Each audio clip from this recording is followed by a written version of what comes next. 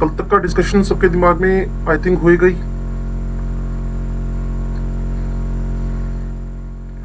सभी लोग क्लास में आ जाओ भाई।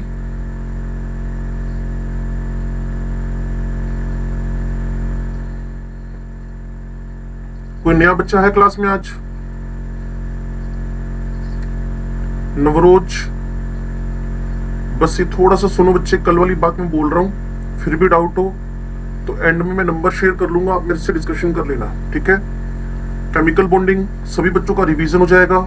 इंपॉर्टेंट टॉपिक्स बताए थे मैंने, molecular orbital theory, hybridisation, VSEPRT, dipole moment, इन पे हमें बहुत ज्यादा काम करना है। केमिकल बॉन्ड क्या फोर्स है जो होल्ड करेगा एटम्स को, आयंस को, मॉलिक्यूल्स को, ठीक है। एटम्स को, आयंस को, मॉलिक्यूल्स को होल्ड करेगा। क्लियर है? चलो, बॉन्ड फॉर्मेशन में कौन कौन से फैक्टर रिस्पॉन्सिबल होते हैं? ऑक्टेट रूल और डिक्रीज इन एनर्जी। लेकिन मैंने क्या कहा, ऑक्टेट रूल कुछ केसेस पे लगेगा, मोस्ट प्रोबेबली आज हम ऑक्टेट रूल के एक्सेप्शनल केस पढ़ लेंगे, फिर हम सीधे मूव करेंगे किस पर? वीबीटी पर। क्लियर है? उसके बाद डिक्रीज इन एनर्जी 100% मॉलिक्यूल पे एप्लीकेबल है। फिर ऑक्टेट रूल की बात शुरू हुई, लुईस कोसेल का कॉन्सेप्ट है, इसी का दूसरा नाम electronic theory of chemical bonding है। मतलब ऑक्टेट रूल में इलेक्ट्रॉन का डोनेट, एक्सेप्ट और शेयर होना समझा रहे। ऑक्टेट रूल दिया क्यों, किसने दिया और क्यों दिया? लुईस कोसेल ने क्यों दिया, क्या फंडा था उसके दिमाग में? उसने कहा जी नोबेल गैसेस ना इनर्ट होती हैं, रिएक्ट नहीं करती अंडर द ऑर्डिनरी कंडीशंस, तो इसी वजह से अंडर द ऑर्डिनरी कंडीशंस जो नोबेल गैसेस वो रिएक्ट नहीं करती हैं। इसी वजह से हर एक एलिमेंट की ना एक टेंडेंसी होगी कि वो नोबेल मतलब NH2NP6 हो जाए। क्लियर? NH2NP6 हो जाए, जिससे वो रिएक्ट ना करे, फर्दर रिएक्ट ना करे।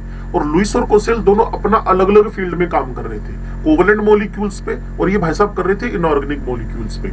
लेकिन दोनों ने मर्ज करके ये थ्योरी आपके दिमाग में डाल दी है, लुईस एंड कोसेल थ्योरी, ठीक है जी। फिर डिस्कशन हुआ ऑक्टेट रूल है क्या, गेन डोनेट। फिर मैं कह रहा हूं प्लीज कॉन्सेंट्रेट करो क्लास पे। क्लियर? कुछ लिखना हो, जो बच्चे कल वाले हैं वो तो लिख चुके हैं, जो नए हो वो स्क्रीनशॉट ले लेना, स्क्रीनशॉट ना ले तो स्क्रीनशॉट वैसे आ ही जाएगा, मैं समझा ही रहा हूं साथ में। ऑक्टेट रूल में इलेक्ट्रॉन गेन शेयर, अगर इलेक्ट्रॉन गेन शेयर हो जाए, इलेक्ट्रॉन गेन और शेयर हो जाए तो उससे बनता है आयनिक बॉन्ड। शेयर हो जाए तो इलेक्ट्रॉन गेन और डोनेट से शेयर हो जाए तो बनता है कोवलेंट और कोऑर्डिनेट। कोऑर्डिनेट आज मेरे फोकस पर रहेगा, जो कल वाले बच्चे उनके लिए। आयनिक बॉन्ड इलेक्ट्रोवेलेंट बॉन्ड इसका दूसरा नाम है। इसमें कौन पार्टिसिपेट करता है? आयंस। कौन आयन? Cation, anion. कैटायन कहां से आते हैं? मेटल से। Anion generally non metal. लेकिन फिर मैंने बच्चों से पूछा कल कि solid PCl5, solid PbR5, solid N2O5 सुना हुआ है, तो शायद बच्चों का इसमें कोई रिस्पॉन्स था नहीं। क्लियर? तो सॉलिड PCl5 में PCl4+ है, तो वो एक ऐसा कैटायन है जो नॉन मेटल से आ रखा है। कुल मिलाकर सॉलिड PCl5 सारे नॉन मेटल है, फिर भी इसमें कौन सा बॉन्ड है? आयोनिक।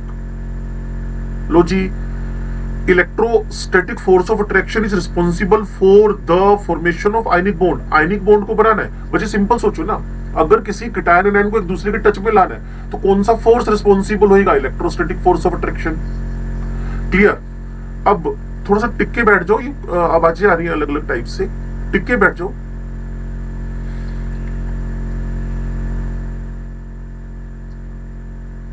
हाँ जी, और अपने माइक वाइक थोड़ा कॉन्सेंट्रेट करोगे तब सब्जेक्ट समझ में आएगा, ये टिक के बैठने का काम है। फोर्स कौन सा रिस्पॉन्सिबल है? Electrostatic force of attraction. Cation anion, मैंने कैटायन मेटल Na से, एनायन Cl से। क्लियर? कैटायन मैंने सोडियम और एनायन मैंने क्लोरीन से बनाना है। मैंने ऑक्टेट रूल को बेसिस बनाया इसका, तो थोड़ा सा दिमाग लगाओ। 281 जिसका इलेक्ट्रॉन कॉन्फ़िगरेशन है, 281 281 281, ये 287 है। तो जितने बच्चे क्लास में बैठे और सुन रहे, क्लियर ना, 281 वाले ने इलेक्ट्रॉन डोनेट किया और 287 वाले ने इलेक्ट्रॉन एक्सेप्ट किया। क्यों? आसान 7 इलेक्ट्रॉन डोनेट करना नहीं, 1 इलेक्ट्रॉन एक्सेप्ट करना है। 7 इलेक्ट्रॉन को डोनेट करना उतना आसान नहीं जितना एक एक्सेप्ट करना है, और यहाँ 7 इलेक्ट्रॉन एक्सेप्ट करने से डोनेट करना अच्छा है। और वैसे भी मेटल की टेंडेंसी क्या है? What is the tendency of metal? To donate electron, to donate electron, to donate electron. तो 281 ने इलेक्ट्रॉन डोनेट किया और 287 ने क्या किया? एक्सेप्ट किया। एक कैटायन बना, एक एनायन। लो जी, बच्चे कहते सर स्टेबल, मेरी तरफ से भी स्टेबल, क्योंकि मेरे भाई आउटर मोस्ट क्या बन गया 88, लेकिन एक प्रॉब्लम खड़ी हो गई, आयंस चार्ज, और एक ही सिस्टम में कैटायन है कैटायन है, they will attract to each other, electrostatic force of attraction लगेगा और क्या बन जाएगा, आयनिक बॉन्ड। सिमिलरली एक बच्चे ने कहा एक और एग्जांपल समझा दो, मैंने कैल्शियम और फ्लोराइड का समझा दिया।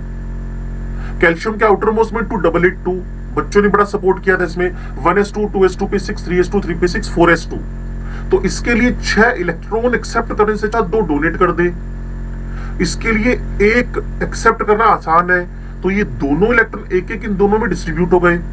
सो कैल्शियम प्लस 2 फ्लोराइड में इलेक्ट्रोस्टैटिक फोर्स ऑफ अट्रैक्शन लगा, CF2 बन गया। जो बच्चे कल वाले उनको शायद रिवीजन समझ में आ रहा होगा।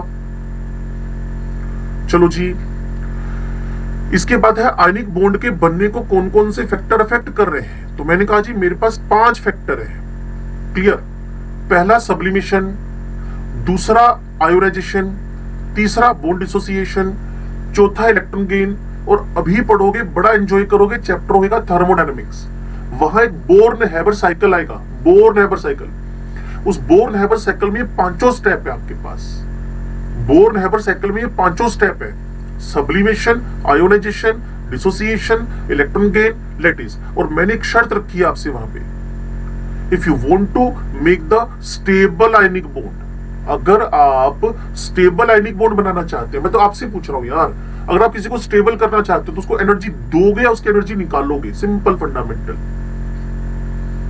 एक्सो या एंडो, हाँ शुड बी एक्सो। सो एक्सो का जो सम है वो एंडो से ऑलवेज ज्यादा होना चाहिए, तो वहां सब्लिमेशन एंडोथर्मिक प्रोसेस था, तो बच्चों ने खुद ही कहा सर जो कम सब्लिमेशन एनर्जी वाला है वो फेवर करेगा। तो नवरोज यहाँ ए है या बी है, इसने 40 या 50, तो जिसकी लो वैल्यू एंडो में, जिसकी लो वैल्यू एंडोथर्मिक में, जिसकी लो वैल्यू होगी, एंडोथर्मिक में जिसकी लो वैल्यू होगी, that will favour the formation of ionic bond, clear. दूसरी बार आयोनाइजेशन, सोडियम का सबसे पहले मैंने क्या बना दिया, गैस फॉर्म। सर आप सोडियम का गैस फॉर्म क्यों बना रहे हो, इसलिए बना रहा हूं कि इलेक्ट्रॉन जब निकले सॉलिड से निकलेगा नहीं सीधे, पहले वो लिक्विड में बदलेगा, लिक्विड फिर गैस में बदलेगा, फिर इलेक्ट्रॉन निकलेगा, क्लियर। तो हमने पहले उसको गैस में बदल दिया है, उसके बाद हम उसका इलेक्ट्रॉन रिजेक्ट करवा रहे हैं, उसको कैटायन में कन्वर्ट कर रहे हैं। मैं तो फिर आपको कह रहा हूं पीछे आओ, रट्टा मत मारो, बात को समझो। एक कैटायन है कैटायन, तो भाई कैटायन तक तो जाना ही पड़ेगा ना, तो कैटायन तक जाने के लिए आपने पहले मेटल उठाया, उसको गैस में बदला, फिर उसका इलेक्ट्रॉन रिजेक्ट करवाया। अब पता क्या, न्यूक्लियस के अगेंस्ट काम कर रहे हो, न्यूक्लियस के अगेंस्ट। न्यूक्लियस ने इलेक्ट्रॉन को अपने पास रखा हुआ है, न्यूक्लियस कह रहा है इलेक्ट्रॉन मुझे अच्छा लगता है, मैंने कहा ठीक अच्छा लगेगा, आप प्लस हो माइनस है, अब मैं इलेक्ट्रॉन को निकालने जा रहा हूं। मैंने कल बताया था ये हाथ मुझे दे दे ठाकुर, वो कहता है ऐसे कैसे दे दूं यार, कोई फुटबॉल थोड़ी तो दे दूं यार, ये मेरा इलेक्ट्रॉन है, इसको मैंने संभाल के रखा हुआ है, इसको निकालने के लिए आपको एनर्जी देनी पड़ेगी। और अब फिर कह रहा हूं अगर आपको स्टेबल बॉन्ड बनाना है, शुड बी एक्सो। सर ये तो एंडो है, तो मैंने कहा ठीक है, जिनकी वैल्यू भी लो है, जिनकी वैल्यू भी एंडोथर्मिक में लो है, those will be favour the formation of ionic bond.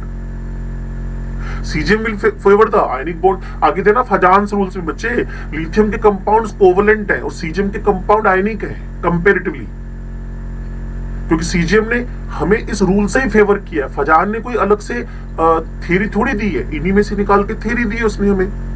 तीसरे नंबर पे अब एनायन, कैटायन तक तो बन गया, अब एनायन बनाओ। एनायन बनाने के लिए सबसे पहले क्लोरीन उठाया, NaCl टारगेट पे था, अगर NaF होता तो फ्लोरीन उठा लेते, अगर Na2S होता तो सल्फर उठा लेते, क्लियर। तो क्लोरीन का बॉन्ड डिसोसिएशन करके क्लोरीन का एटम, अगेन बॉन्ड डिसोसिएशन, अगर आप मेरे को सुन रहे हो, बॉन्ड डिसोसिएशन, अगर इसको तोड़ना है, किटकिट का ब्रेक डालना है, किटकिट आपके हाथ में तोड़ना है, तो आपको 2 किलो कैलोरी तो किटकिट तोड़ने में लगानी पड़ेगी ना। तो वही कह रहा हूं मैं आपसे, if you want to break the bond, अगर आप बॉन्ड क्लीवेज पे जा रहे हो तो अगेन एंडो, और जब भी एंडो क्या होना चाहिए, कम होना चाहिए। तो बच्चे क्लोरीन, फ्लोरीन, ब्रोमीन, आयोडीन मैंने बताया था, आयोडीन का बॉन्ड ब्रेक करना आसान है। तो on the behalf of bond dissociation, iodine को आयनिक बॉन्ड बनाना सबसे इजी होना चाहिए इन चारों में से। कुल मिलाकर मेरा टारगेट क्या था, मिले ज्यादा खर्च कम करना पड़े। लो जी, electron gain. energy change, enthalpy change during the addition of electron in outermost shell of an isolated gaseous atom. Isolated से मतलब क्या है? मैंने बच्चों को कहा था कोरोना सीजन में आइसोलेशन तो सबको समझ में आता है।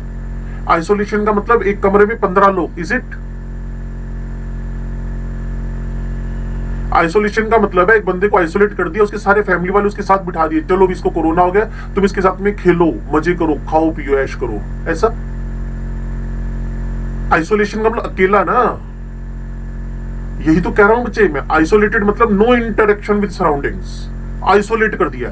बस जितनी एनर्जी उसको मिले या जितनी एनर्जी वो इमिट करे, वो सराउंडिंग से उसका कोई भी एक्सचेंज, लेना देना, कुछ भी कंसर्न नहीं होना चाहिए उसको। तो इसीलिए डेल्टा एच इजी का दूसरा मतलब है electron affinity. Electron affinity, electron affinity मतलब इलेक्ट्रॉन से फ्रेंडशिप। जितना इलेक्ट्रॉन एफिनिटी ज्यादा होगी उतना इलेक्ट्रॉन जुड़ना आसान होगा, जितना एनर्जी ज्यादा रिलीज होगी उतना इलेक्ट्रॉन जुड़ना आसान होगा। ये लो जी। तो मैंने आपको बताया ऑक्सीजन सल्फर, ऑक्सीजन सल्फर दोनों में से सल्फर की जो डेल्टा एच इजी है वो 200 है, 200 है। तो यहां परफेक्ट आंसर मिला। कल जो बच्चे मेरे साथ क्लास में बैठे थे कहते सर सल्फर से आयनिक बॉन्ड बनाना आसान है, सल्फर से आयनिक बॉन्ड बनाना आसान है, सल्फर से, ठीक है जी, सल्फर से आयनिक बॉन्ड बनाना आसान है। और क्लोरीन फ्लोरीन में से क्लोरीन से बॉन्ड बनाना आसान है। क्यों? क्योंकि जैसे ही क्लोरीन में इलेक्ट्रॉन जुड़ता है एनर्जी निकलती है। लो जी, last and final, lattice, cation gaseous, anion gaseous, they combine to each other। फिर मैंने बच्चों से कहा जब भी कभी अट्रैक्शन लग रहा हो, जब भी कभी अट्रैक्शन लग रहा हो तो एनर्जी रिलीज, गोली मारो बात को। मैं कह रहा हूं कि ये न्यूक्लियस है, इतने समझदार तो आप हो, फिजिक्स भी पढ़ी आपने, क्लियर। इनफाइनाइट पे कोई भी इलेक्ट्रॉन था, इनफाइनाइट पे कोई भी इलेक्ट्रॉन था, इनफाइनाइट पे कोई भी इलेक्ट्रॉन था, इनफाइनाइट पे, ठीक है जी। उसको मैं न्यूक्लियस के पास लेके आता हूं धीरे धीरे, ठीक है। तो इसकी एनर्जी आपको पता है फॉर्मूला क्या लगता है? -13.6 Z²/n²। अगर आपको ये याद नहीं है फिर तो इसको इग्नोर करो। अगर आपको याद है तो उसके अंदर से माइनस के साइन को दिखना। ये तुम्हारे 12वीं क्लास का the nucleus chapter, structure of atom का ही पार्ट है फिजिक्स में। 11वीं में स्ट्रक्चर ऑफ एटम हम केमिस्ट्री वाले पढ़ाते हैं ना। तो जो यहां नेगेटिव साइन है, ये वाला नेगेटिव साइन, ये क्या इंडिकेट कर रहा है? When nucleus attracts the electron, when nucleus attract the electron, attract, energy release। भाई स्टेबिलिटी आ रही है ना। अट्रैक्शन में कोई अनस्टेबल होना थोड़ी होता है। सोच के देखो, आपका एक फ्रेंड आपको बहुत ज्यादा अच्छा लगता है, एक दूसरा कम अच्छा लगता है, तो स्टेबिलिटी बहुत ज्यादा अच्छा लगता है उसी के साथ होगी ना। तो स्टेबिलिटी में एनर्जी ऑलवेज क्या होती है? रिलीज। जो ज्यादा अच्छा लगता है वो कहते हैं आज तो यार कुछ खिला पिला तो कोई टेंशन ना ले, एक्सो, अपनी जेब से पैसे निकाल दिए, एक्सोथर्मिक, स्टेबिलिटी आ गई, क्लियर है। और कुछ कम अच्छा लगता है वो कहते हैं आज खिला पिला, वो कहते यार आज ना यार पैसे नहीं है जेब में, तू देख, तो वो कहता आप ऑफर तो दे दिया, तो आपका एंडो उसका एक्सो हो जाएगा। समझ गए मेरी बात को ना? आपके रेफरेंस में क्या है? जितना स्टेबिलिटी लाना चाहते हो should be exo, should be exo, should be exo. तो यही कह रहा हूं, जब कीटायन एक दूसरे की तरफ अट्रैक्ट हुए तो एनर्जी रिलीज हुई, और जितनी ज्यादा एनर्जी रिलीज होगी उतना ज्यादा स्टेबिलिटी आने वाली है। और मैंने लैटिस एनर्जी के लिए सिंपल सा वर्जन रखा, कौन सा? Q1 Q2 divided by distance, not distance square, distance. तो जितना चार्ज होएगा ज्यादा लैटिस एनर्जी बढ़ जानी है, जितना साइज चार्ज सेम कर लो, जितना साइज छोटा होएगा लैटिस एनर्जी बढ़ जानी है। ये बच्चों ने मेरे साथ बात करते हुए जवाब दिए थे, ठीक है जी। 15 मिनट निकाल दिए बच्चे इसमें।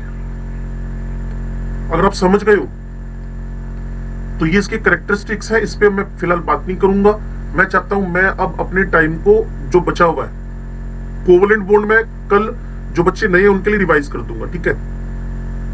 ये मैंने यहां तक एग्जांपल समझाए थे। आज मैं अपना टॉपिक 15 मिनट के बाद शुरू कर रहा हूं। 15 मिनट मतलब रिवीजन में निकाल दिए 15 minute.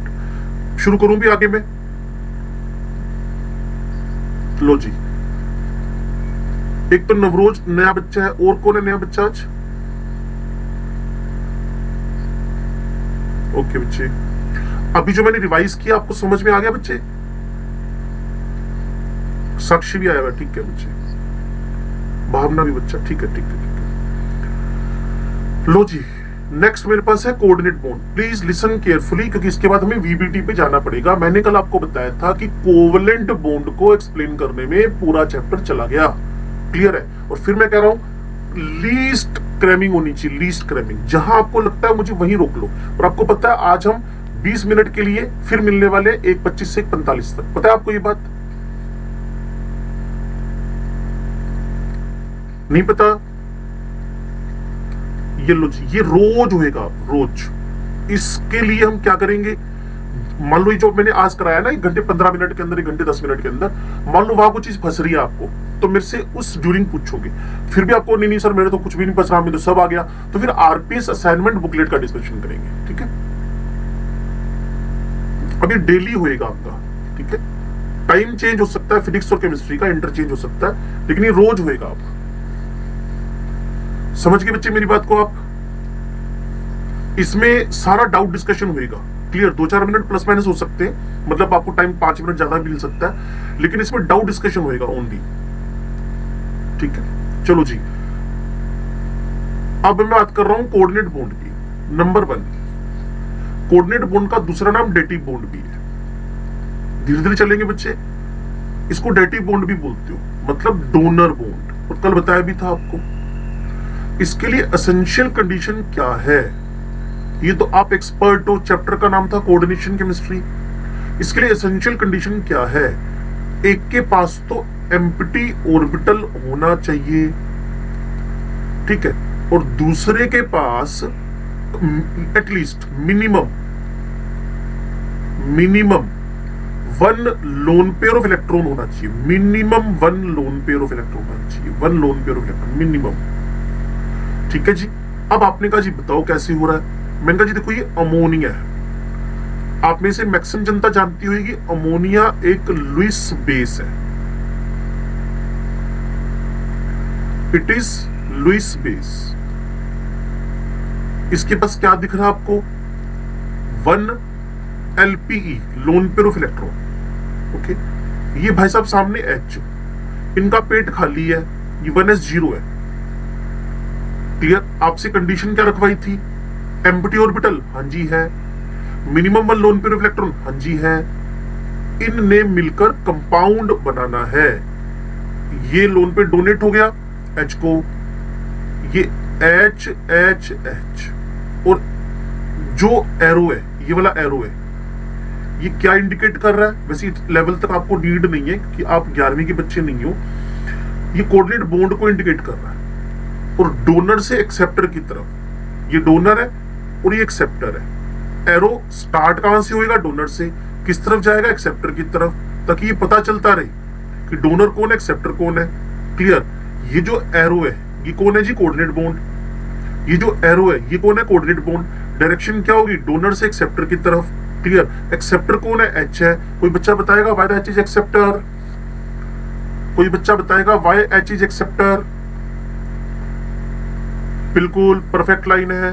Very good, very good. और why the ammonia is donor? Because it contains the 1 lone pair. अब आपके साथ 12वीं क्लास में लेकर चलते हैं आपको। क्लियर? देखो बच्चे, कॉपर +2 के पास एम्प्टी d ऑर्बिटल थे। आपके टीचर ने जहां से भी आप पढ़े, आई डोंट नो कहां पढ़े आप, लेकिन जहां से भी पढ़े, क्योंकि टीचर पूरी ऑनेस्टी के साथ आपको बताता है। क्लियर? टीचर ने बताया आपको कि अमोनिया ने अपना लोन पेयर, कॉपर +2 के एम्प्टी d ऑर्बिटल्स को डोनेट कर दिया। इसके पास एम्प्टी d ऑर्बिटल्स है, ठीक है जी, और इसके पास एक लोन पेयर है। So lone pair donated towards the empty orbital of the copper +2। तो इन दोनों के बीच में क्या बन गया? Coordinate bond. पूरा कोऑर्डिनेशन केमिस्ट्री चैप्टर था, पूरा कोऑर्डिनेशन केमिस्ट्री। क्लियर? 12वीं के सिलेबस में भी आया। तो नाइट्रोजन ने अपना lone pair empty orbital of copper +2 को डोनेट कर दिया और कोऑर्डिनेट बॉन्ड का फॉर्मेशन हो गया। ऐसी एक नहीं, हजारों हरकतें हो सकती हैं। तो पूरा चैप्टर लिख डाले कोऑर्डिनेशन, तब भी कोऑर्डिनेट बॉन्ड ही चलता रहेगा। ऐसे आपके पास और बताता हूं मैं आपको एग्जांपल, देखना बच्चे। आपने कभी बैक बॉन्डिंग के बारे में सुना हो? ये लो जी, बोरोन के पास एम्प्टी p ऑर्बिटल है। बोरोन के पास एम्प्टी, देखो एम्प्टी एस में भी बॉन्ड बनवा दिया, एम्प्टी डी में भी बॉन्ड बनवा दिया, एम्प्टी पी में बॉन्ड बनवा रहा हूं, मेरे साथ टिके रहना। फ्लोरीन फ्लोरीन फ्लोरीन, इस लोन पेयर कंडीशन थी ना, मिनिमम 1 लोन पेयर, इसके पास तो 3 है, हमने तो एक ही मांगा था बच्चे, और मिनिमम 1 एम्प्टी ऑर्बिटल। लो जी, ये क्या बन गया? कोऑर्डिनेट। सो कोऑर्डिनेट बॉन्ड बनने को अगर आप समझ पा रहे हो, ये मेरे पास डेटी बॉन्ड डोनर बॉन्ड है। Condition empty orbital, minimum 1 lone pair. Empty orbital कौन सा? भाई कोई भी हो, एम्प्टी होना चाहिए। जो भूख लगी हो ना, खाने को मिलना चाहिए उस टाइम, कोई भी हो। कंडीशन क्लियर ना? अब वही बात मैं यहां बोल रहा हूं, जब मेरे को एम्प्टी ऑर्बिटल की नीड थी, जब मुझे एम्प्टी, कोई भी हो सकता है, एसपीडी कोई भी हो सकता है, तो ये complete discussion about the coordinate bond है। इसमें कोई ऑब्जेक्शन है? बात करो। फिर भी लगता है अभी बात नहीं कर रही, तो 1:25 से 1:45 तक उसमें बात करो। आपकी टर्न शुरू हो चुकी है, आपने कुछ बोलना है या फिर मुझे आगे बढ़ने के लिए बोलना है? पक्का? आज जो बच्चे हैं इनमें से कोई है जिसका 400-500 नंबर, 550 नंबर है किसी का?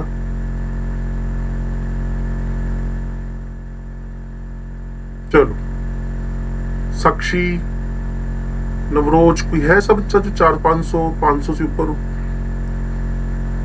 लो जी, 450 कीरत के। ओके, आपको समझ में आ रहा बच्चे कल वाला टॉपिक, आज वाला टॉपिक ना? अब हम थोड़ी बुराइयां शुरू करते हैं। Limitations of the octet rule. मैंने पहले कहा था ऑक्टेट रूल सब कुछ नहीं है। ऑक्टेट रूल में बहुत ज्यादा लिमिटेशंस है। क्लियर? लिमिटेशन मतलब बुराइयां शुरू हो गई हैं ऑक्टेट रूल की। इस पे 5 क्वेश्चन रहेंगे टोटल। क्लियर? 5 क्वेश्चन के आप आरपीएस में, असाइनमेंट में, बुकलेट में अप्रोक्सीमेट 5 क्वेश्चन रहेंगे। मैं थोड़ा सा इसको ट्रिकी बना देता हूं, ध्यान से सुनना भाई। देखो बात सोचो, ऑक्टेट रूल ने कभी डुप्लेट की बात तो नहीं की ना? सुनना बच्चे, रटना मत, प्लीज रटना मत। क्लियर है? मैं तो इनऑर्गेनिक भी रटने के लिए नहीं बोलता, उसको भी समझना है। ऑक्टेट रूल की बात करें हम लोग, ये कह रहा है ऑक्टेट जिसके पास है वही स्टेबल। यही तो कहा इसने, जिसका ऑक्टेट है वही स्टेबल है, NH2NP6 है वही स्टेबल है। अब सोचो जितने भी मेरे पास डुप्लेट वाले होंगे, क्लियर है, जितने भी मेरे पास डुप्लेट वाले होंगे, मान लीजिए डुप्लेट तो समझते हो ना, 2 इलेक्ट्रॉन सिस्टम, जैसे लिथियम प्लस है, इसके ढेरों कंपाउंड्स हैं, लेकिन इसका इलेक्ट्रॉन कॉन्फ़िगरेशन तो 1s2 ही है। अगर आप मेरी बात को सुन पा रहे हो, हाइड्रोजन ये भी 1s1 का 1s1 के साथ ही तो बॉन्डिंग हुआ, तो ये भी कोई ऑक्टेट कंप्लीट थोड़ी किया। लेकिन आपको पता है जब हाइड्रोजन बना ना, कितनी एनर्जी रिलीज हुई? 436 किलो जूल। तो अगर आप मेरे को पहले से सुन रहे हो और बात को कनेक्ट करो, ऑक्टेट रूल कहता है भाई साहब H2 स्टेबल नहीं होना चाहिए। मैंने कहा भाई साहब स्टेबल है। उसने कहा नहीं ऐसे कैसे स्टेबल है? मैंने कहा जी मेरे पास एक बहुत बढ़िया कॉन्सेप्ट था, मैंने बच्चों से शेयर किया था कि octet rule is not only the concept to make the stable bond. मुझे वहां एक बात समझ में आती है जो सारे बच्चों को समझ में आ रही है। दिख रहा हो तो ठीक है, नहीं तो मैं अंडरलाइन करूं। दिख रहा है कुछ यहां पर? क्या? Energy should be decreased, process should be exothermic, that's why compound become stable. वही लगा किस पर? वही लगा किस पर? हाइड्रोजन पर। तो ये तो ना दिमाग में बिठा लो अपनी बात, ये तो दिमाग में बिठा लो अपनी बात। कौन सी बात दिमाग में बिठा लें?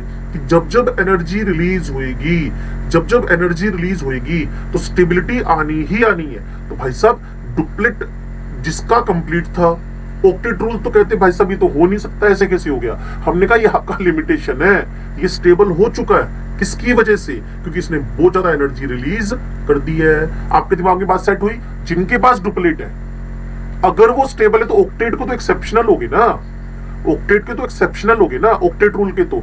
बट उनकी एनर्जी इतनी ज्यादा रिलीज हुई कि एनर्जी पर्सपेक्टिव में वो स्टेबल है। और मैंने आपसे क्या कहा था, ये कुछ केसेस समझाता है ऑक्टेट रूल, सारे केस थोड़ी समझा देता है हमें ये। चलो जी, ये पहला इसका लिमिटेशन हुआ। दूसरा लिमिटेशन ध्यान से सुनना और समझना। इसमें मैं रखूंगा हाइपो। हाइपो समझते हो? कमी। हाइपोवेलेंट। हाइपोवेलेंट मतलब जिनकी वैलेंसी 2 है, 3 है, पर 4 नहीं है। क्लियर? जिनके आउटरमोस्ट में जो इलेक्ट्रॉन है, जिनके आउटरमोस्ट इलेक्ट्रॉन्स जो है वो 4 है, 6 है, बट 8 नहीं है। क्लियर ना? जिनके आउटर मोस्ट इलेक्ट्रॉन 4 है, 8 है, बट 8 नहीं है। हाइपो हाइपो 4 है, 6 8 नहीं है। हाइपो समझते हो? कमी। हाइपर मतलब बढ़ गया, ये यार बंदा हाइपर हो गया, हाइपर हो गया मतलब ज्यादा हो गया। हाइपो कम होना। तो हाइपोवेलेंट जितने भी होंगे, अब थोड़ा सा सुनो मेरी बात को ध्यान से। मेरे पास बोरोन और बेरिलियम के कंपाउंड बने, BeCl2, बोरोन का कंपाउंड बना BCl3, BBr3, Bi3। क्लियर? मेरे पास एल्यूमिनियम के कंपाउंड बने। आप सुन रहे हो तो आपको समझ में आएगा। अगर आपका ध्यान बार बार इधर उधर जा रहा है तो आपको कम समझ में आएगा। ठीक है? फिर आप बार बार एक ही चीज के लिए हेल्प मांगोगे, जो कि मुझे लगता है दिसंबर के मंथ में हमें ज्यादा से ज्यादा सुनना चाहिए बात को। और उसके बाद आपको एक गोल्डन चांस दिया है 20 मिनट का और, ताकि आप रिवाइज कर पाओ चीजों को, मेरे से बात कर पाओ। देखो बच्चे, बेरिलियम के अराउंड 2 बॉन्ड बने, 4 इलेक्ट्रॉन हुए। गिन के बताओ या समझ गए? 2 इलेक्ट्रॉन ये, 2 इलेक्ट्रॉन ये। बोरोन के अराउंड 3 बॉन्ड बने, तो गिन के बताएं, 2 इलेक्ट्रॉन्स, 2 इलेक्ट्रॉन्स, 2 इलेक्ट्रॉन्स। तो कितने इलेक्ट्रॉन सिस्टम हुआ? 6 इलेक्ट्रॉन सिस्टम। क्या बोल दोगे इसको? इलेक्ट्रॉन की कमी हो गई, हाइपोवेलेंट। और जब भी आप बेरिलियम की बात कर रहे हो, बोरोन की बात कर रहे हो, तो ये सारे के सारे क्या होते जा रहे हैं? हाइपो हाइपो हाइपो हाइपो, मतलब 8 से कम। और आपको पता है, इसको हम जितनी भी चैप्टर आगे पढ़ने वाले हैं, वहां हाइपोवेलेंट वालों को हम इलेक्ट्रॉन लविंग बोलेंगे। इलेक्ट्रॉन लविंग, इलेक्ट्रॉन लविंग सुने? इलेक्ट्रोफाइल। चलो तीसरे नंबर पे आ गया हूं मैं। अब यहां मैंने रख दी है हाइपर वेलेंट। तीसरे नंबर पे मैंने रख दी है हाइपर वेलेंट। आपको पहले तो इस पे यस और नो में बात करनी है। क्या आपको डुप्लेट वाली लिमिटेशन समझ में आया? क्या आपको हाइपोवेलेंट वाला लिमिटेशन समझ में आया? ठीक है जी। तो अब मैं हाइपर की बात कर रहा हूं, ध्यान से सुनो। या एक छोटी सी ट्रिक खेल लेना। क्लियर? अब मुझे देखना valency of compound. Clear? Valency of compound. Clear? अगर greater than ground state valency मिल जाए, ग्राउंड स्टेट वैलेंसी से ज्यादा मिल जाए, और उसमें भी पर्टिकुलरली कहां से? फ्रॉम थर्ड पीरियड, वो सारे के सारे हाइपर हो जाएंगे। हाइपर मतलब इलेक्ट्रॉन्स आर ग्रेटर देन 8। हमें एक बात को फिर दिमाग में डालना है, बिना रट्टा मारे। 8 वालों को ऑक्टेट रूल एक्सेप्ट करता है, और अभी हम उनको बोलने जा रहे हैं जिनके पास 8 से कम इलेक्ट्रॉन है, 8 से ज्यादा इलेक्ट्रॉन है। बस इतनी सी तो बात है। जिनके पास 8 से कम है और 8 से ज्यादा इलेक्ट्रॉन है। तो हाइपर वेलेंट का मतलब क्या हुआ? Electrons are greater than 8। वहां मैंने एक ट्रिक खेल लिया आपके साथ। कैसे? मेरे साथ रुकना, बात को समझना। आपको वैलेंसी का आइडिया है? वैलेंसी का चलो खुल के बोलो, ज्यादा से ज्यादा गलत बोलो। वैलेंसी की डेफिनेशन,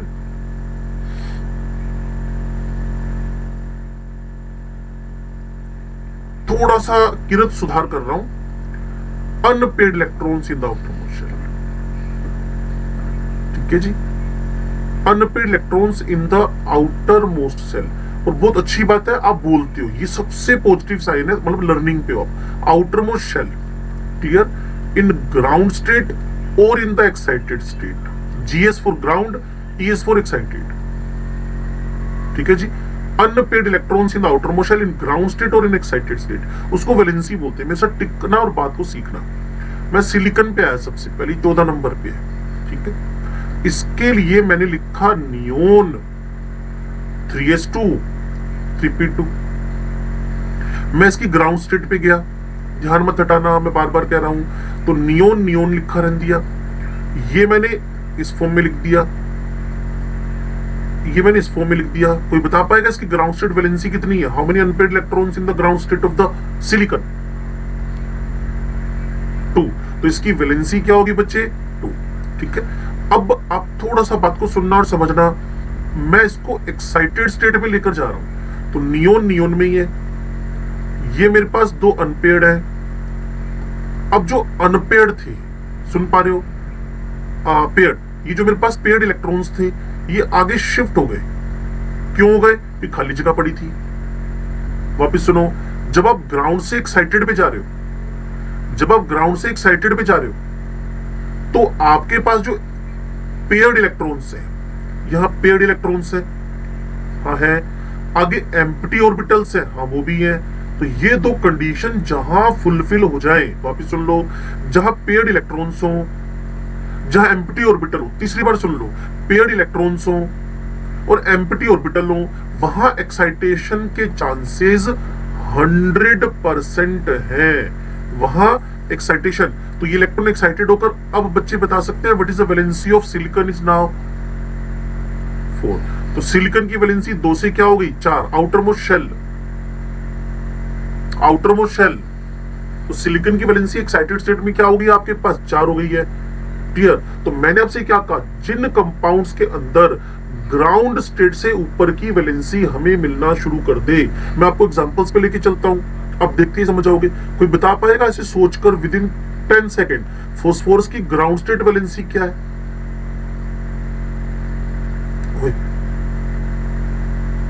फास्फोरस की ग्राउंड स्टेट वैलेंसी 3 और एक्साइटेड है 5। सल्फर की ग्राउंड स्टेट वैलेंसी बताएगा कोई?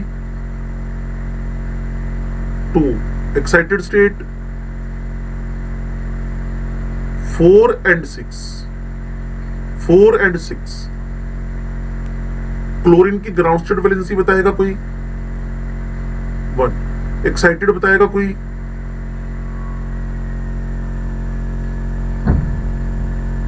नहीं, इसका मतलब आप थोड़ा सा अभी ना वैलेंसी में भी कमजोर पड़ रहे हो, तो आपके साथ काफी संघर्ष करना पड़ेगा।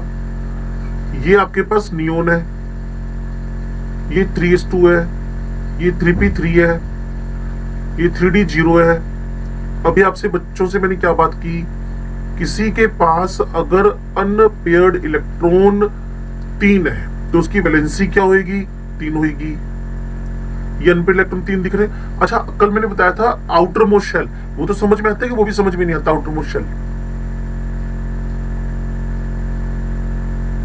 3s2 3p3 3d0 is outer most shell.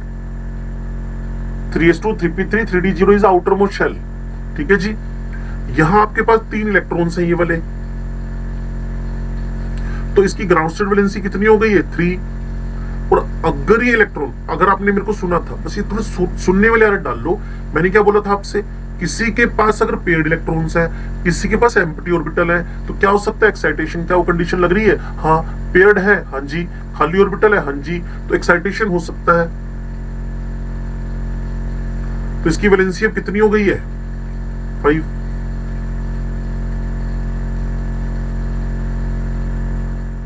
ऐसी सल्फर, इनके बगैर काम नहीं चलेगा भाई, ये फाउंडेशन है। इवन मैं तो बताऊं ये 9/10 है। 3s2 3p4 3d0। लेकिन मैं तो 9/10 समझाने के लिए तैयार हूं, बस आप समझने वाले तो बनो। लो जी, सल्फर 3s2 3p4 3d0। अब कुछ बच्चों ने इस पे में से इंटरेक्शन किए, ये पेयर्ड, ये तो लिखने आते होंगे ना? क्लियर। अब वैलेंसी कितनी दिख रही है आपको? 2। अब खाली भी है और पेयर्ड भी है। अगर ये जंप कर जाए आगे तो वैलेंसी कितनी हो जाएगी? बोलो जी बोलो। 4 हो जाएगी। और ये भी जंप कर जाए 6। और ओरिजिनली कितनी है आपके पास? 2। तो मैंने आपसे क्या कहा, जो फास्फोरस है जब तक वो PCl3 में है तब तक तो वो ऑक्टेट ओबे कर रहा है, लेकिन जब वो PCl5 में आया तो वो ऑक्टेट ओबे नहीं कर रहा, वो क्या बन चुका है? Hyper valent. और यही मैंने ट्रिक बताई थी आपको। वो ट्रिक तो तभी काम करेगी जब आपको वैलेंसी की जानकारी हो। क्लियर। जैसे SF2,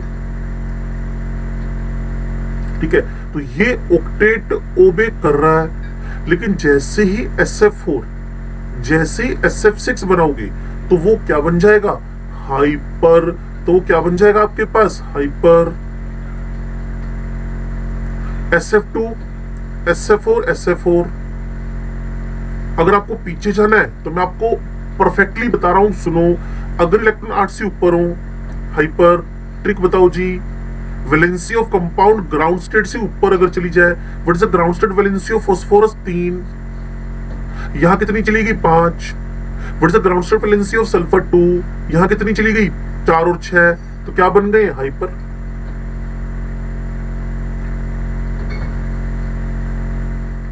अच्छा जी, अब क्लोरीन पे आपसे बात हुई थी, मुझे बताओ आप थोड़ा सोचकर, ClF, ClF3, ClF5, IF7, इनमें से कौन कौन हाइपर है? इनमें से कौन कौन हाइपर है?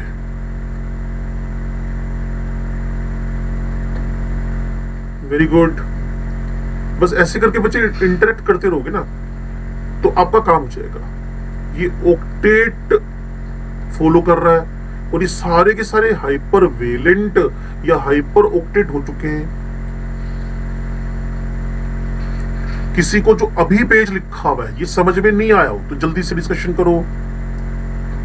ये जो पेज लिखा हुआ है ये समझ नहीं आया तो दूसरी बार बोल रहा हूं, डिस्कशन करो।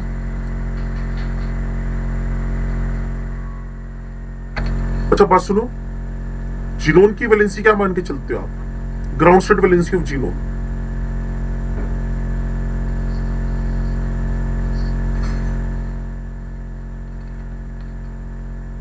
बता दे यार, ऐसे क्यों कर रहे हो?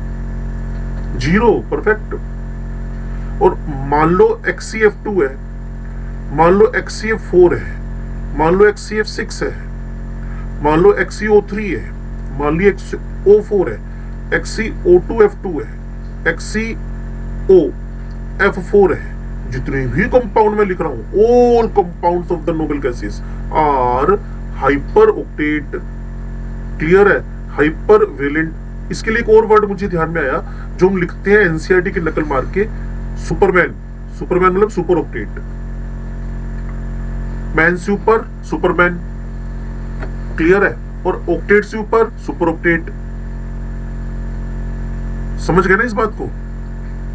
तो नोबेल गैसेस के जितने भी कंपाउंड्स हैं नोबेल गैसेस के, वो सारे के सारे कौन है? Super octet. मैं फिर आपके साथ आना चाहूंगा पीछे की तरफ, जिसके पास भी इलेक्ट्रॉन 8 से ऊपर हो वो सारे के सारे सुपर ऑक्टेट बन गए हैं, हाइपर ऑक्टेट बन गए, हाइपर वैलेंट बन गए। और मुझे कैसे पता चलेगा भाई? पता तो चल गया, अगर कोई ग्राउंड स्टेट वैलेंसी क्रॉस करता हुआ दिख गया, इलेक्ट्रॉन्स गिन लो। क्लियर? अब मैंने आपको बताया जो most famous, phosphorus, sulphur, chlorine, ये सब। अच्छा आपको पता है इसमें ना एक कंपाउंड ऐसे लिख दिया गया। अच्छा बता ना, इसमें सारे के सारे एटम्स अपना ऑक्टेट सुपर ऑक्टेट में चेंज कर रहे हैं या सिर्फ फास्फोरस कर रहा है? क्या सारे के सारे एटम हाइपरवेलेंट है? Only phosphorus, only phosphorus is the Superman, only phosphorus. Clear? Super octet में जा रहा है।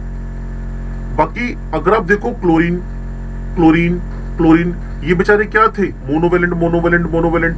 बताया था ना बच्चे, अगर कोई अपनी ग्राउंड स्टेट में पड़ा हुआ है, थर्ड पीरियड का मेंबर, तो मतलब वो सिंपल ऑक्टेट पूरा कर रहा है। ये रहे आपके पास 6 इलेक्ट्रॉन, ये रहे 8 इलेक्ट्रॉन, एक बार और, ये रहे आपके पास 6 इलेक्ट्रॉन, ये रहा 8वां इलेक्ट्रॉन।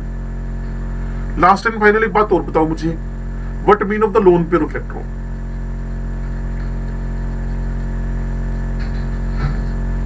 तो फिर कोऑर्डिनेट बॉन्ड में क्या हुआ था बच्चे?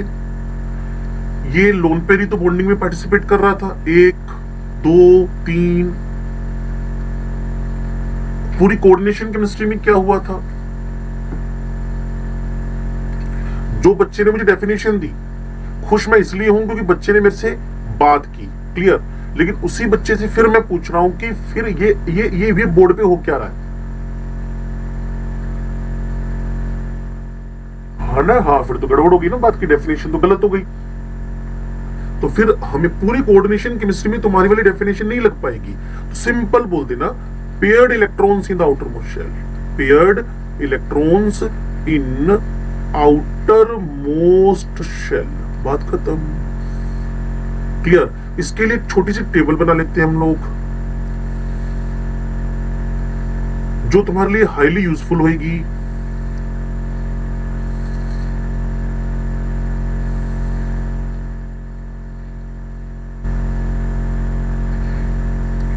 लो जी, यहां मैंने सबसे पहले कार्बन, सिलिकॉन, अब मैं शुरू कर लेता हूं नाइट्रोजन से, क्लियर, फॉस्फोरस से, या फिर ये मेरे पास फैमिली कौन सी है, nitrogen, phosphorus, arsenic, antimony, bismuth वाली। उसके बाद मेरे पास फैमिली है oxygen, sulphur, selenium, tellurium, polonium वाली। फिर मेरे पास है फ्लोरीन, क्लोरीन, ब्रोमीन, आयोडीन वाली फैमिली, ठीक है। अब कोई मुझे बताएगा कि इसकी ग्राउंड स्टेट वैलेंसी क्या है। 3, वेरी गुड। ज्यादा से ज्यादा एक्साइटेड स्टेट वैलेंसी इसकी क्या हो सकती है। 5, very good, clear. Oxygen sulphur family की ग्राउंड स्टेट वैलेंसी क्या है। 2, ज्यादा से ज्यादा कहां तक जा सकती है।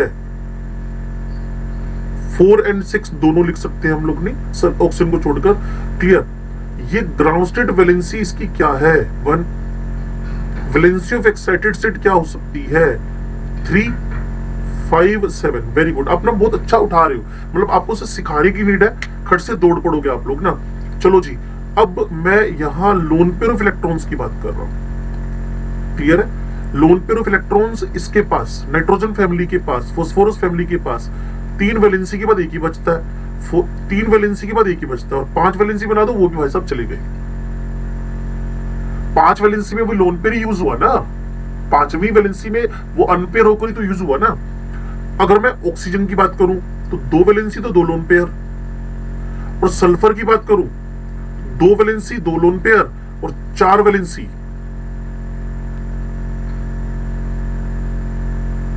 और 4 वैलेंसी, क्लियर है। तो मैं सोच रहा था आप बोलोगे कुछ, आप बोले नहीं, 1 लोन पेयर, और जब 6 वैलेंसी तो सारे के सारे लोन पेयर खत्म।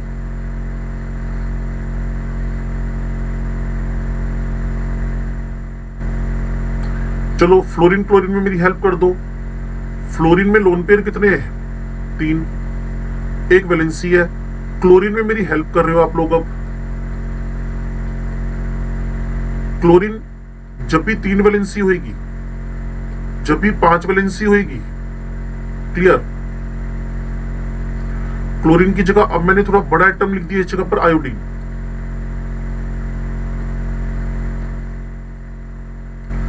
तीन वैलेंसी में लोन पेयर कितने बच्चे। 2, वेरी गुड।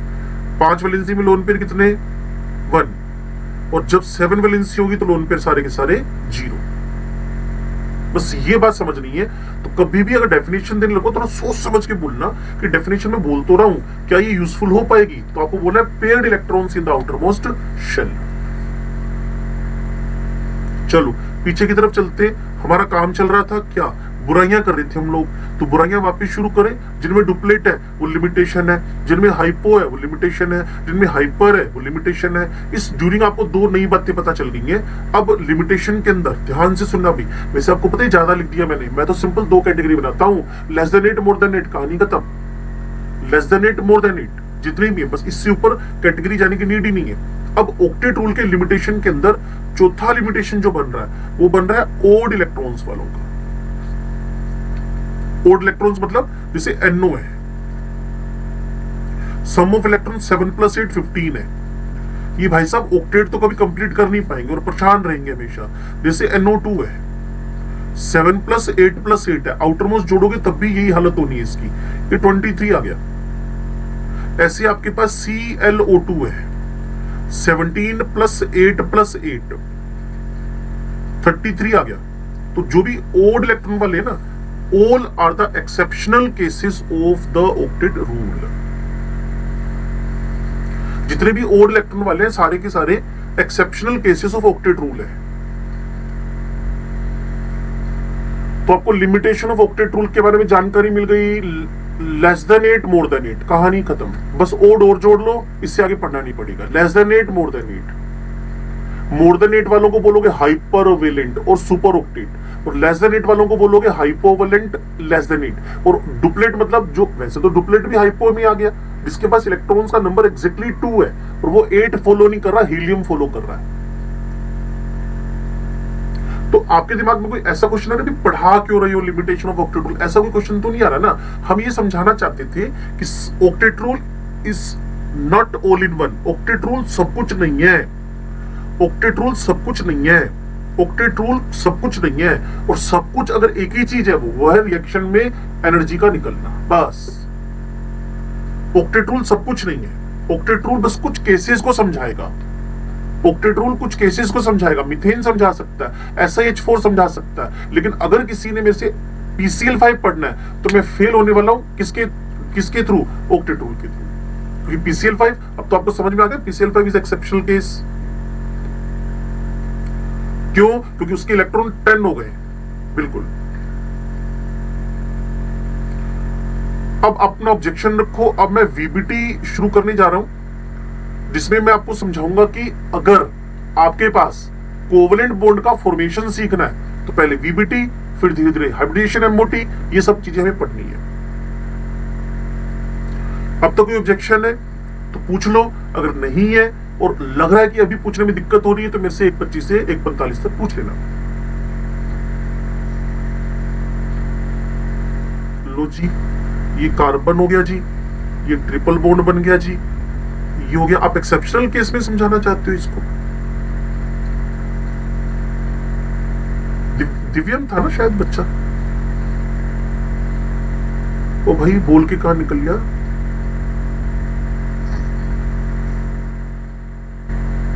क्या नहीं कोऑर्डिनेट बॉन्ड बनता? हाँ बिल्कुल है। और कोऑर्डिनेट बॉन्ड को गोली मारो, चैप्टर आएगा, टॉपिक आएगा MOT। MOT में जहां भी सम ऑफ इलेक्ट्रॉन दिव्यम 14 निकलेगा वहां बॉन्ड ऑर्डर आज ही सीख लो, 3 आएगा ऑलवेज। ठीक है ना? ये मैंने सिखाना है आपको, मोस्ट प्रोबेबली परसों, नहीं तो उससे अगले दिन। ठीक है, ये एक्सेप्शनल केस नहीं है। और ये तो दिव्यम एक बहुत बढ़िया बात ये हमारी कोऑर्डिनेशन केमिस्ट्री का हीरो था। स्पेक्ट्रोकेमिकल सीरीज में सबसे पावरफुल लिगेंड यही था। कोऑर्डिनेशन केमिस्ट्री में सबसे पावरफुल लिगेंड यही था। और इसका ऑक्टेट ऑलरेडी कंप्लीट पड़ा है। और ये 3 बॉन्ड वाला है। कार्बन ऑक्सीजन में 3 बॉन्ड बने हुए हैं। फिर भी मैं बताऊंगा आपको इसी चैप्टर में MOT के अंदर। लो जी, अब मैं कोवलेंट बॉन्ड के एक्सप्लेनेशन पे जा रहा हूं। तो सबसे पहले मैं आपको समझाने जा रहा हूं वैलेंस बॉन्ड थ्योरी। सुनो भी ध्यान से। अब सारी लड़ाई इस चैप्टर में पता है किससे लड़ी जाएगी? Explanation of covalent bond, explanation of covalent bond, explanation of covalent bond. और उसमें पहला जो थ्योरम है वो है VBT।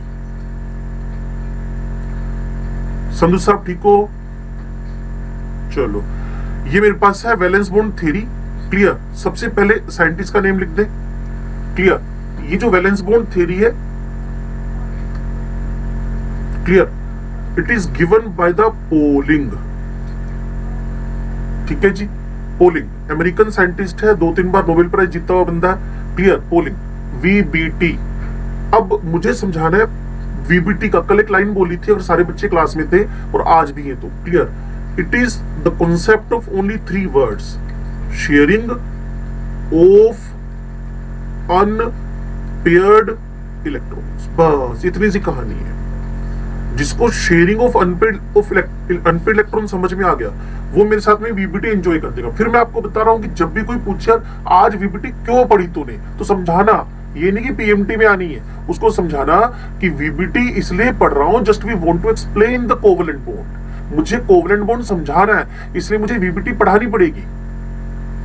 अब मुझे समझाना है कि VBT के 2 कंसिडरेशंस हैं। VBT 2 कंसिडरेशंस पे चलती है, ध्यान से सुनना। पहला चलता है मेरे पास कंसिडरेशन ओवरलैपिंग, और दूसरा कंसिडरेशन चलता है मेरे पास एनर्जी।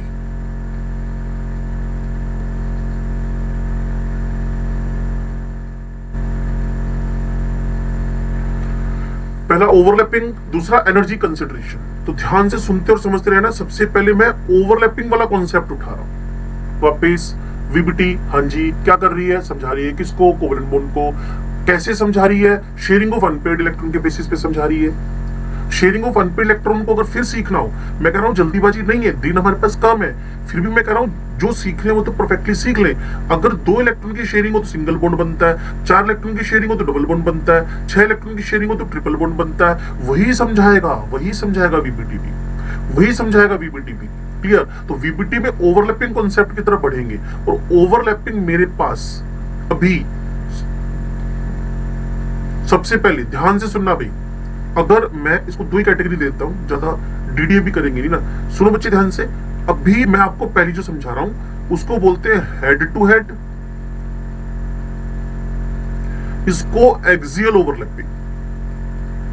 दूसरी मेरे पास है side wise, side to side,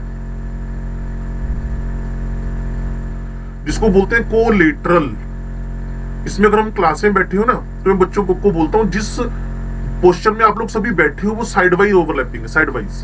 clear? Coaxial, collateral, head to head overlapping, side to side overlapping, coaxial overlapping, और मेरे पास दूसरी है कोलेटरल ओवरलैपिंग। कोएक्सियल कुछ ऐसी है, सिर से सिर का भिड़ना, और साइड से साइड का भिड़ना, कोलिजन करना, एनकाउंटर होना, ओवरलैप करना, उसको बोलते हो कोलेटरल, कोलेटरल, कोलेटरल। क्लियर है? वैलेंस बॉन्ड थ्योरीज पढ़ रहे हैं, बच्चा पूछेगा क्यों पढ़ रहे हो, मैंने कहा जी इसलिए पढ़ रहे हैं, just we want to explain covalent bond. फिर बोल रहा हूं कोवलेंट बॉन्ड दिमाग के सबकॉन्शियस माइंड में ये होना चाहिए कि मुझे वीबीटी समझानी, क्यों समझानी है, कोवलेंट बॉन्ड समझाना है। तो उसमें साइंटिस्ट का नेम आ गया given by polling. It is the sharing of unpaired electrons. VBT के कंसीडरेशन 2 है, ओवरलैपिंग एंड एनर्जी। एनर्जी के बारे में थोड़ी देर में बात करता हूं आपसे। क्लियर? अब मैं ओवरलैपिंग के हेड टू हेड, कोएक्सियल और कोएक्सियल के भी 2 पार्ट कर दिए मैंने, एक एसएस ओवरलैपिंग, एक एसपी ओवरलैपिंग, और तीसरा पीपी ओवरलैपिंग। क्लियर? पीपी में मेरे पास एक तो हेड टू हेड हो जाए तो सिग्मा बनता है, और एक मेरे पास पीपी ओवरलैपिंग साइड वाइज हो जाए। मैं कम से कम 5 बार आपको समझा दूंगा, पीपी मेरे पास साइड वाइज हो जाए। क्लियर? साइड टू साइड, तो वेरी गुड, पाई बॉन्ड बनता है। क्लियर है? और जिन बच्चों को पाई बॉन्ड की समझ आ रखी है, पी ब्लॉक को उन्होंने बहुत एंजॉय किया, अभी 12वीं में हमने पी ब्लॉक खत्म किया है, उन्होंने कहा सर मजा आ गया, क्योंकि हमें पता है side wise overlapping always weak overlapping होगी। क्यों? अभी बोर्ड पे छपने जा रहा है। मैं फिर आपसे 7वीं 8वीं बार बोल रहा हूं, मैं वीबीटी पढ़ाना शुरू कर चुका हूं। क्यों शुरू कर चुके हो? Because just we want to explain the covalent bond. लो जी, मैं नेक्स्ट जा रहा हूं एसएस ओवरलैपिंग पे। टिक्कर सुनते रहना, जहां डाउट हो वहीं रोक लेना, लड़ाई कर लेना मेरे साथ कि सर ही समझ नहीं आ रहा। हाइड्रोजन मोलिक्यूल, ठीक है, configuration 1s1 1s1 of both. Football में कोई साइड तो होती नहीं है, आपको पता है एस स्फेरिकल है, फुटबॉल जैसा है, ठीक है जी। अब इसमें कोई साइड तो होएगी नहीं, इसकी जो कोलिजन होनी है वो ऑलवेज हेड टू हेड ही होनी है। इसकी जो कोलिजन होनी है वो ऑलवेज हेड टू हेड ही होनी है। एक हाइड्रोजन सर ये रे, दूसरे हाइड्रोजन सर ये रे, इनका कॉन्फ़िगरेशन 1s1 है, इनका कॉन्फ़िगरेशन 1s1 है, ये एक एक इलेक्ट्रॉन इसमें है आपके पास, ठीक है जी। अब आप सोचो, एक साइंटिस्ट हुआ करता था आपके पास जिसने एक ऑर्बिटल में 2 इलेक्ट्रॉन का कॉन्सेप्ट दिया था। 1 orbital can accommodate maximum 2 electron. याद आ रहा है कुछ स्ट्रक्चर ऑफ एटम से? नाम पता है उसका? हाँ जी, पाउलीज, PAULI, पाउलीज एक्सक्लूजन। एक ऑर्बिटल में 2 इलेक्ट्रॉन से ऊपर भर नहीं सकते, और both should be 1 paired, 1 clockwise, second anti clockwise, both with parallel spin, anti parallel spin, उल्टा होना चाहिए, बिल्कुल अपोजिट स्पिन, ठीक है जी। तो ये भाई साहब विदाउट आइडेंटिटी लूज किए, विदाउट आइडेंटिटी लूज किए, मैं इसको यूं बोल देता हूं आइडेंटिटी मेंटेन, आइडेंटिटी सेम है। जैसा यहां एसएस फुटबॉल था वैसे बना हुआ है, तो यहां इसने ये ओवरलैपिंग शो कर दी है, ये वाली इसकी ओवरलैपिंग हो गई है। क्लियर? और इलेक्ट्रॉन आपके पास क्लॉक एंटी क्लॉक, ये इलेक्ट्रॉन आपके पास क्लॉक एंटी क्लॉक, अगर आपको ऐसे दिख रहे हो, तो ये किसका फॉर्मेशन हो गया जी? हाइड्रोजन का। मैं फिर आपको पीछे लेके जाना चाहता हूं, मेरे साथ टिक कर रहना। मैंने आपसे क्या कहा था, शेयरिंग ऑफ अनपेयर्ड। तो मेरे भाई शेयरिंग ऑफ अनपेयर्ड, अनपेयर्ड यहां भी था, अनपेयर्ड यहां भी था, कोई लड़ाई झगड़ा नहीं है, कोई बवाल नहीं है। ये लो जी, दोनों के पास अनपेयर्ड अनपेयर्ड थे, स्टेबल होने के लिए दोनों ने शेयरिंग कर ली, हाइड्रोजन मॉलिक्यूल का फॉर्मेशन हो गया। इसको बच्चों ने मेरे साथ दिया था, अभी क्या बोलते हैं, सिग्मा बॉन्ड। अगर मुझे ओवरलैपिंग के दूसरे पार्ट में जाना है, एसपी, इसमें मैं आपको 4 एग्जांपल दूंगा, ध्यान से सुनना, क्लियर। पहला मेरे पास HF, दूसरा मेरे पास HCl, तीसरा मेरे पास HBr। सब चीजें केमिकल बॉन्डिंग में छिपी हुई हैं, सारी की सारी चीजें। इसलिए हम सबसे पहला चैप्टर ही केमिकल बॉन्डिंग करवाते हैं, फाउंडेशन चैप्टर है। और जो भी बच्चा मेरे से पूछने आता है ना पेपर से 1 महीना पहले, सर रिवीजन करना है, क्या करूं? मैंने केमिकल बॉन्डिंग पढ़ ले 4-5 बार। कहते जी पढ़ लिया 3-4 बार पहले ही। मैंने कहा और पढ़ ले 3-4 बार। दिमाग में होना चाहिए कि हो क्या रहा है, सिग्मा क्या है, पाई क्या है, क्लियर, ऑर्बिटल के नाम पता हो। सोचो ना, मैं भी आपको पी ब्लॉक पे लेकर चलूंगा 2 मिनट के लिए। फिलहाल मेरे साथ आ जाओ। अभी मेरे पास कौन है जी, H। इधर कौन है मेरे पास, F। Electron configuration 1s1, electron configuration 1s2, 2s2, 2p5।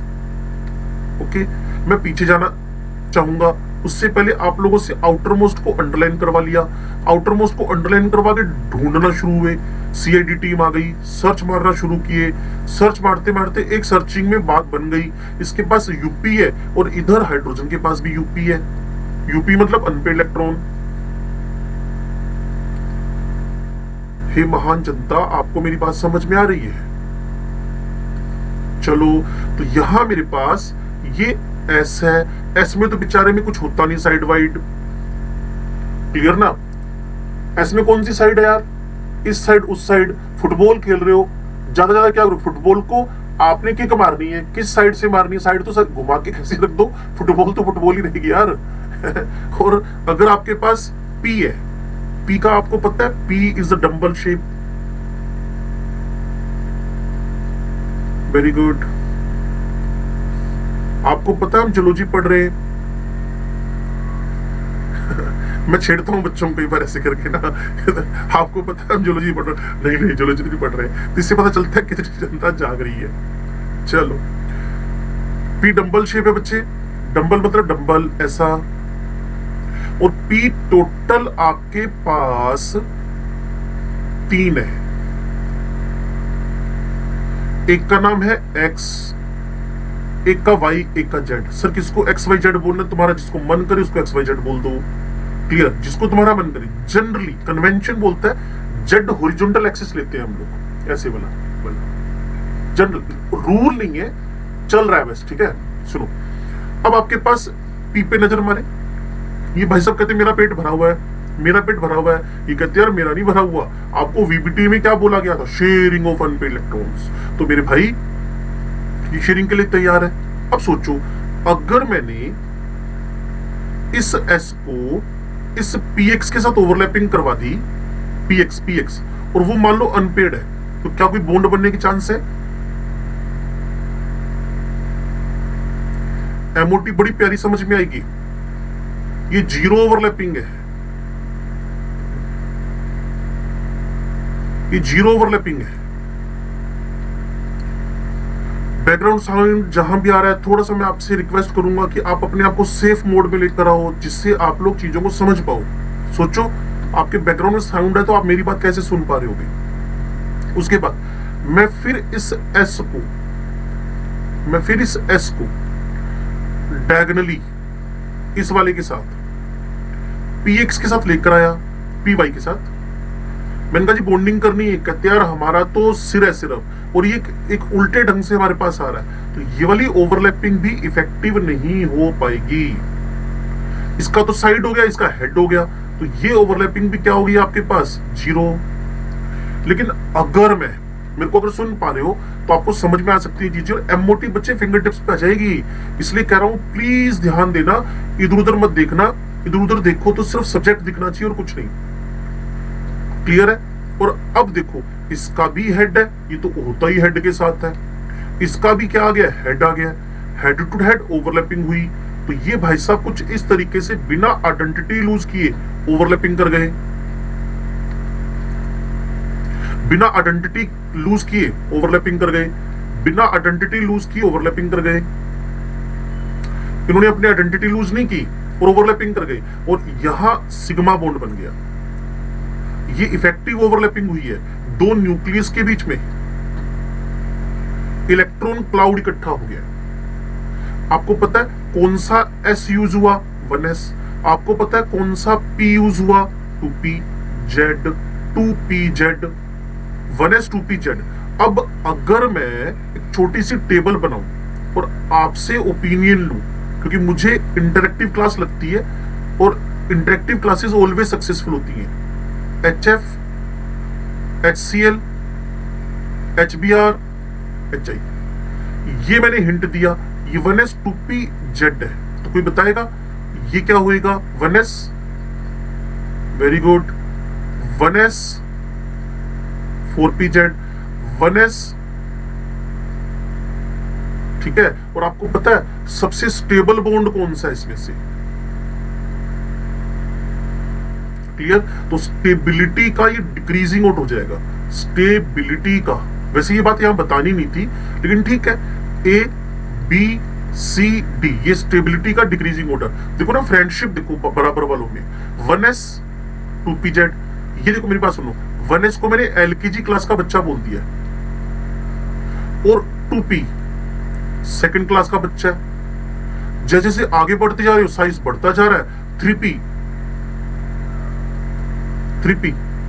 पांचवी क्लास का बच्चा हो गया, और 4p सातवीं क्लास का बच्चा हो गया, और 5p आठवीं 10वीं का बच्चा हो गया।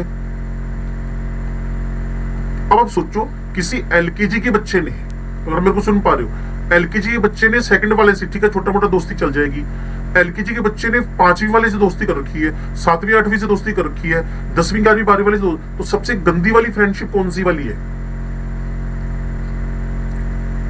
सबसे गंदी वाली फ्रेंडशिप कौन सी है? HF, HI, गंदी वाली मतलब जल्दी टूट। यू मानो ना यार, तुम ना 12वीं पास बच्चे हो, ठीक है, तुमने ना एक अपनी गली मोहल्ले से ना एक LKG के बच्चे को फ्रेंड बना लिया, गली मोहल्ले के बच्चे को फ्रेंड बना लिया, और ना घर लेके चले गए।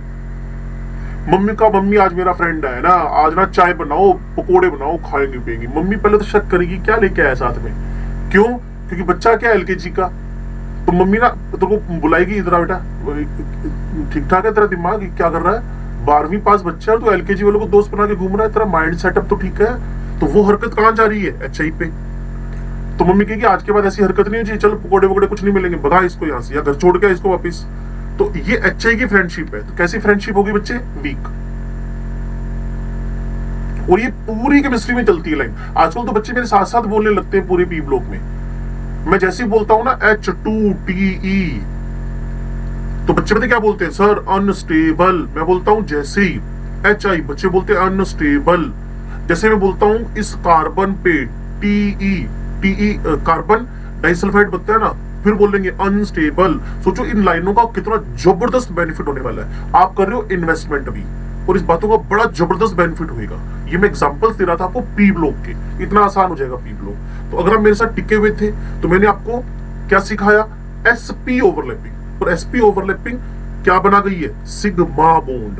और सिग्मा बॉन्ड में भी एक छोटी सी लाइन बोलनी थी मैंने आपको, जो भी हॉरिजॉन्टल एक्सिस होएगा ये वाला, इसको आप बोलोगे इंटर न्यूक्लियर एक्सिस। क्या बोल रहे हो? Inter nuclear axis. Inter nuclear axis, दो न्यूक्लियस के बीच का एक्सिस। और जहां भी S इन्वॉल्व हो जाए, जहां भी S इन्वॉल्व हो जाए, जहां भी S इन्वॉल्व हो जाए और वहां अगर बॉन्ड बन रहा हो तो वो ऑलवेज बॉन्ड कैसा होएगा? सिग्मा। जहां भी S ऑर्बिटल इन्वॉल्व हो गया बच्चे, हेड ही तो इन्वॉल्व हुआ। मेरे को समझ नहीं आ रहा how the head, how the S, how the head, how the S, how the sphere will form the pi bond. How pi bond कैसे? भाई में साइड ही नहीं है, इसमें साइड ही नहीं है, how can it will form the pi bond? Possible ही नहीं है।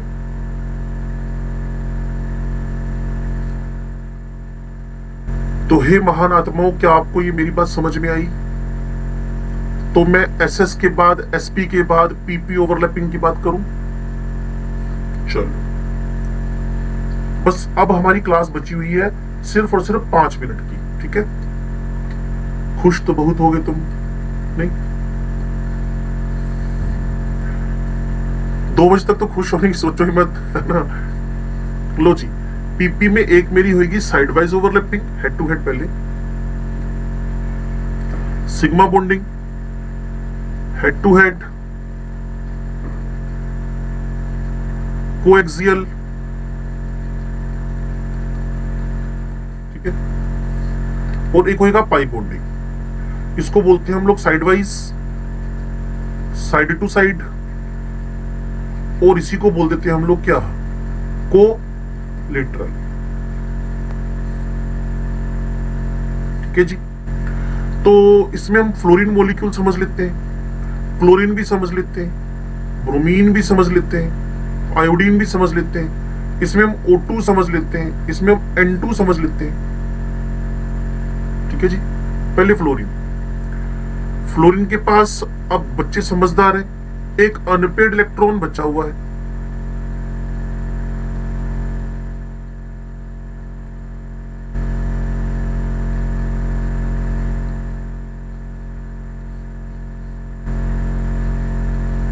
जब आपको नीड ना हो ना तो थोड़ा सा लगे कि डिस्टरबेंस हो रहा है पीछे, प्लीज अपने आप को म्यूट कर लिया करो, जिससे ना बाकी बच्चों को आपके घर की आवाज ना सुनाई दे। नहीं तो पता चल जाता है आपके घर में क्या प्लानिंग चल रही है, ठीक है जी। ये मेरे पास सिर्फ और सिर्फ 2p5 लिखा है, अनपेड यहां भी, अनपेड यहां भी है।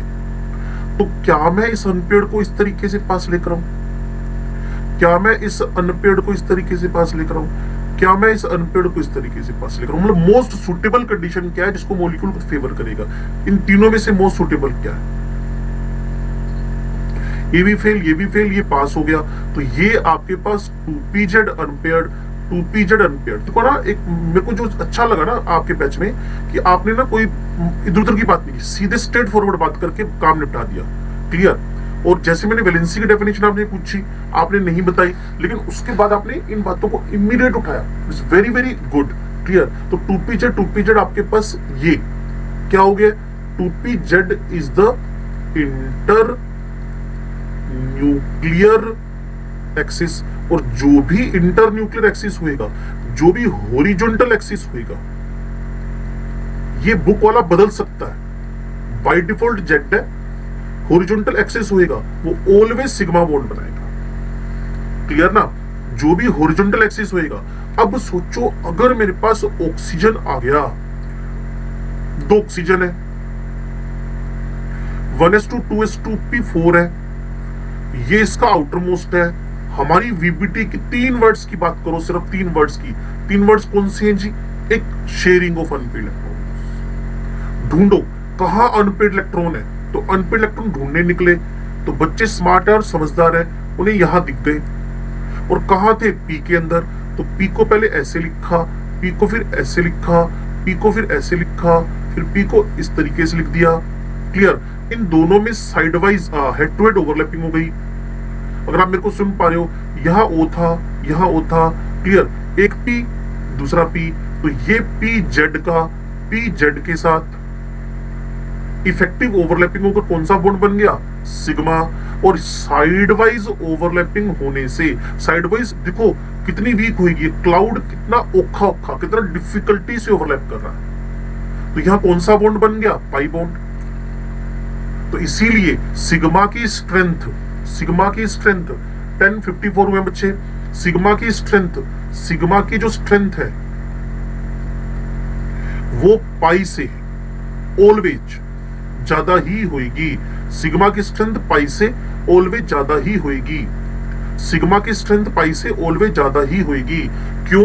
क्योंकि 2 न्यूक्लियस के बीच, अगर आप मेरे को सुन पा रहे हो, 2 न्यूक्लियस के बीच क्लाउड है। ये न्यूक्लियस हो गए बच्चे, इसके बीच में क्लाउड है, और यहाँ 2 न्यूक्लियस के ऊपर नीचे क्लाउड है, क्लियर। देखो ना, सिग्मा में electron cloud in between 2 nucleus.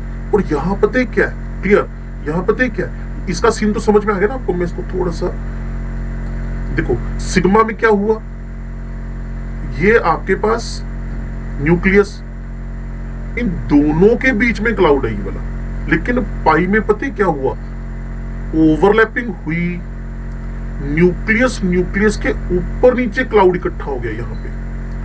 तो एक तो यूं समझो, ये बर्गर का पहला बन, ये दूसरा बन, बीच में फंसा दो कोई चीज, तो क्या हो गई, स्ट्रोंगली बॉन्डेड हो गई। या पहला बन दूसरा, उसके ऊपर नीचे रख दो सामान, तो क्या होएगा, खाने में वो गिरेगा नीचे। तो अगर दो के बीच में बांध दो, बॉन्डेड कर दो, बाइंड कर दो, उसको पूरा की पूरा उसके अंदर ट्रैप कर दो, तब तो वो बॉन्ड कैसा बन जाएगा, स्टेबल। जबकि यहां आपने क्या किया, electron cloud above and below the nucleus है। ठीक है, हाँ, ये बताएंगे जब हम एमओटी करेंगे। अभी तो इन्होंने अपनी ना आइडेंटिटी लूज नहीं की, इसलिए मैंने इस वर्ड को अवॉइड किया, नहीं तो कंफ्यूजन हो जाएगा। जो तुम कह रहे हो ना बच्चे, वो ये है, लेकिन मुझे बोलना नहीं था ये, मुझे भी बोलना नहीं था ये, जानबूझ के नहीं बोलना था, क्योंकि वीबीटी में आइडेंटिटी लूज नहीं होती ना। वीबीटी में अपनी आइडेंटिटी बनाकर रखते हैं, वो मैंने बोलना है, अभी एमओटी में बोलना है उसको। तो मैं वो वर्ड बोल ही नहीं सकता जो भी ऑथेंटिसिटी से अप्लाई नहीं हो रहा। ठीक है जी, तो सिग्मा और पाई मैंने बता दिए। अब मैं क्लास फ्री करूंगा आपकी, क्योंकि 10:57 हो गए। ठीक है बच्चे, तो मिलते हैं हम 125 पे। सेम लॉगिन आईडी से लॉगिन करना पड़ेगा, लास्ट क्लास के बाद मैं आ जाऊंगा 1:25।